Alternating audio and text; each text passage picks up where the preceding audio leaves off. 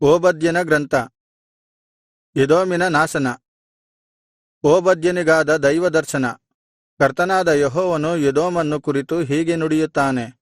ಯೆಹೋವನಿಂದ ಬಂದ ಸಮಾಚಾರವನ್ನು ಕೇಳಿದ್ದೇವೆ. ಆತನು ದೂತನ ಮೂಲಕ ಜನಾಂಗಗಳಿಗೆ ಹೀಗೆ ಹೇಳಿ ಕಳುಹಿಸಿದ್ದಾನೆ. ಹೊರಡಿರಿ ಯುದ್ಧಕ್ಕೆ, ಹೊರಟು ಎದೋಮಿನ ಮೇಲೆ ಬೀಳೋಣ. ಇಗೋ, ನಿನ್ನನ್ನು ಜನಾಂಗಗಳಲ್ಲಿ ಅತ್ಯಲ್ಪನನ್ನಾಗಿ ಮಾಡಿದ್ದೇನೆ. ನೀನು ಬಹಳವಾಗಿ ತಾತ್ಸಾರಕ್ಕೆ ಗುರಿಯಾಗಿರುವಿ. ಉನ್ನತ ಸ್ಥಾನದಲ್ಲಿ ಬಂಡೆಯ ಬಿರುಕುಗಳೊಳಗೆ ವಾಸಿಸುತ್ತಾ ನನ್ನನ್ನು ನೆಲಕ್ಕೆ ಇಳಿಸಬಲ್ಲವರು ಯಾರು ಎಂದುಕೊಳ್ಳುವ ಜನರೇ, ನಿಮ್ಮ ಹೃದಯದ ಒಣಹೆಮ್ಮೆಯು ನಿಮ್ಮನ್ನು ಮೋಸಗೊಳಿಸಿದೆ. ನೀನು ಹದ್ದಿನಂತೆ ಮೇಲಕ್ಕೆ ಏರಿದರೂ, ನಿನ್ನ ಗೂಡು ನಕ್ಷತ್ರ ಮಂಡಲದಲ್ಲಿ ನೆಲೆಗೊಂಡಿದ್ದರೂ, ಅಲ್ಲಿಂದ ನಿನ್ನನ್ನು ಇಳಿಸಿಬಿಡುವೆನು. ಇದು ಯೆಹೋವನ ನುಡಿ. ಕಳ್ಳರು ನಿನ್ನಲ್ಲಿ ನುಗ್ಗಿದರೆ, ರಾತ್ರಿ ವೇಳೆಯಲ್ಲಿ ಪಂಜುಗಳ್ಳರು ನಿನ್ನ ಮೇಲೆ ಬಿದ್ದರೆ, ಬೇಕಾದಷ್ಟನ್ನು ಮಾತ್ರ ದೋಚಿಕೊಂಡು ಹೋಗುವವರಲ್ಲವೇ? ಆಹಾ, ನೀನು ಎಷ್ಟು ಭಂಗಪಟ್ಟಿದ್ದೀ! ದ್ರಾಕ್ಷಿಯ ಹಣ್ಣನ್ನು ಕೀಳುವವರು ನಿನ್ನ ಕಡೆಗೆ ಬಂದರೆ, ಹಕ್ಕಲನ್ನು ಉಳಿಸುವುದಿಲ್ಲವೋ? ಏಸಾವನ ಆಸ್ತಿಯು ಸಂಪೂರ್ಣ ನಾಶವಾಗಿ ಅದರ ನಿಧಿ ನಿಕ್ಷೇಪಗಳು ಸಂಪೂರ್ಣವಾಗಿ ಸೂರೆಯಾಗಿದ್ದು ಹೇಗೆ? ನಿನ್ನ ಮಿತ್ರ ಮಂಡಲಿಯವರೆಲ್ಲರೂ ನಿನ್ನನ್ನು ನಿನ್ನ ಮೇರೆಯ ಆಚೆಗೆ ತಳ್ಳಿಬಿಟ್ಟಿದ್ದಾರೆ. ನಿನ್ನ ಆಪ್ತರು ನಿನ್ನನ್ನು ವಂಚಿಸಿ ಸೋಲಿಸಿದ್ದಾರೆ.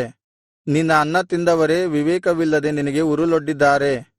ಯೆಹೋವನು ಇಂತೆನ್ನುತ್ತಾನೆ, ಆ ದಿನದಲ್ಲಿ ನಾನು ಎದೋಮಿನೊಳಗೆ ಜ್ಞಾನಿಗಳನ್ನು ಅಳಿಸದೆ ಬಿಡುವೆನೋ? ಏಸಾವನ ಪರ್ವತದೊಳಗಿಂದ ವಿವೇಕವನ್ನು ಕಿತ್ತುಹಾಕದೆ ಇರುವೆನೆ? ತೇಮಾನ್ ಪಟ್ಟಣವೇ, ನಿನ್ನ ಶೂರರು ಧೈರ್ಯಗೆಟ್ಟು ಎಲ್ಲರೂ ಹತರಾಗಿ ಏಸಾವನ ಪರ್ವತದೊಳಗಿಂದ ನಿರ್ಮೂಲರಾಗುವರು. ಎದೋಮ್ ಯಾಕೋಬಿಗೆ ಮಾಡಿದ ದ್ರೋಹ. ನೀನು ನಿನ್ನ ತಮ್ಮನಾದ ಯಾಕೋಬನಿಗೆ ಮಾಡಿದ ಹಿಂಸೆಯ ನಿಮಿತ್ತ ಅವಮಾನವು ನಿನ್ನನ್ನು ಕವಿಯುವುದು. ನಿತ್ಯ ನಾಶನಕ್ಕೆ ಗುರಿಯಾಗುವಿ.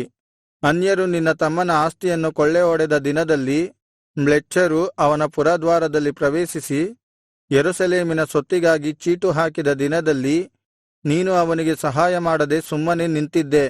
ನೀನು ಅವರಂತೆ ನಿನ್ನ ತಮ್ಮನಿಗೆ ಒಬ್ಬ ಶತ್ರುವಿನಂತೆ ಕಂಡುಬಂದಿ. ನಿನ್ನ ತಮ್ಮನ ದುರ್ದಿನದಲ್ಲಿ, ಅವನ ಅಪಾಯ ಕಾಲದಲ್ಲಿ ನೀನು ಸುಮ್ಮನೆ ನೋಡುತ್ತಿರಬಾರದಾಗಿತ್ತು. ಯೆಹೂದ್ಯರ ನಾಶನದ ದಿನದಲ್ಲಿ ಹಿಗ್ಗಬಾರದಾಗಿತ್ತು. ಅವರ ಇಕ್ಕಟ್ಟಿನ ವೇಳೆಯಲ್ಲಿ ಅಹಂಕಾರವಾಗಿ ಮಾತನಾಡಬಾರದಾಗಿತ್ತು. ನನ್ನ ಜನರ ವಿಪತ್ಕಾಲದಲ್ಲಿ ಅವರ ಪುರದ್ವಾರದೊಳಗೆ ಪ್ರವೇಶಿಸಬಾರದಾಗಿತ್ತು. ಅವರ ವಿಪತ್ಕಾಲದಲ್ಲಿ ಅವರ ಕೇಡಿಗೆ ನಿನ್ನಂಥವನ ಕಣ್ಣು ಅರಳಬಾರದಾಗಿತ್ತು. ಅವರ ವಿಪತ್ಕಾಲದಲ್ಲಿ ಅವರ ಆಸ್ತಿಯ ಮೇಲೆ ನೀನು ಕೈಹಾಕಬಾರದಾಗಿತ್ತು. ನೀನು ಮರಣದಿಂದ ಓಡಿ ಹೋಗುವವರನ್ನು ಹಿಡಿದು ಕೊಲ್ಲುವುದಕ್ಕೆ ಅವರ ಮಾರ್ಗಗಳಲ್ಲಿ ನಿಂತು ಅವರನ್ನು ಸಂಹರಿಸಿದೆ.